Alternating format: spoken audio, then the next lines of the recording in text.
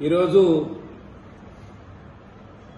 గౌరవ మాజీ మంత్రివర్యులు హరీష్ అన్న గారు వరంగల్కు బయలుదేరుతుంటే మరి వరంగల్కు వెళ్లిన తర్వాత అక్కడ పోలీసులు అతి ఉత్సాహం అంటే మనిషిని అరెస్టు చేయడం ఎటువంటి అటు గుంజడం అంటే పోలీసులు ఏ విధంగా వ్యవహరిస్తా ఉన్నారు. ఈరోజు రాష్ట్ర ప్రభుత్వం ఇదేనా? ఆ రోజేమో ఎక్కడ కూడా పెద్ద పెద్ద మాటలు చెప్పారు, మాటలు మాట్లాడడం పెద్ద పెద్ద మాటలు మాట్లాడారు. ఇవాళ చేసే పనులన్నీ అసలు దుర్మార్గమైన వ్యవస్థ నడుస్తా ఉంది. హరీష్ రావు గారు అక్కడ పాలిటెక్నిక్ విద్యార్థులతోటి మాట్లాడడానికి వెళితే ఉలిక్కి పడతా ఉన్నారు, భయపడతా ఉన్నారు. ప్రభుత్వం కూలిపోతుందేమో అనే భయంలో పడిపోయారు ఈ ప్రభుత్వంలో ఉండే మంత్రులు, ముఖ్యమంత్రి గారు. ఎక్కడికి వెళ్లినా అనుగుణ అనుక్షణం వెంబడిస్తా ఉన్నారు. పోలీసు వాహనాలు పోలీసులను ముందు పంపి పోలీసుల వందలాది మంది పోలీసులను పెట్టి ఆపడానికి ప్రయత్నం చేస్తా ఉన్నారు. ప్రజా సమస్యల మీద ప్రజా సమస్యల కోసం ప్రజలకు జరుగుతున్న అన్యాయాలను ప్రశ్నిస్తే ఈ విధంగా అరెస్టులు చేయడం ఇదేనా? అసలు ఈ కాంగ్రెస్ పార్టీ ఆ రోజు చెప్పినటువంటి ప్రజాపాలన ఇదేనా ప్రజాపాలన అంటే?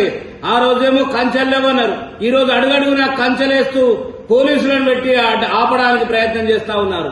ఇదేనా ప్రజాపాలన?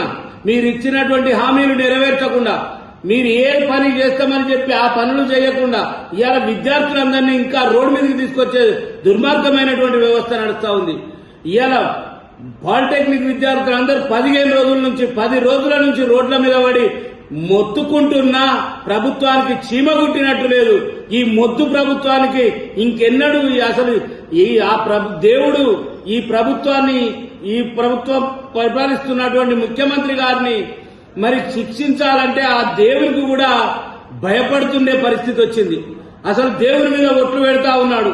ఏ దేవుడు దొరికితే ఆ దేవుడి మీద ఒట్లు పెట్టిండు. ఇవాళ దేవుళ్ళు అయిపోయారు, దయ్యాలు అయిపోయినాయి, ఇవాళ పిల్లలు అయిపోయారు.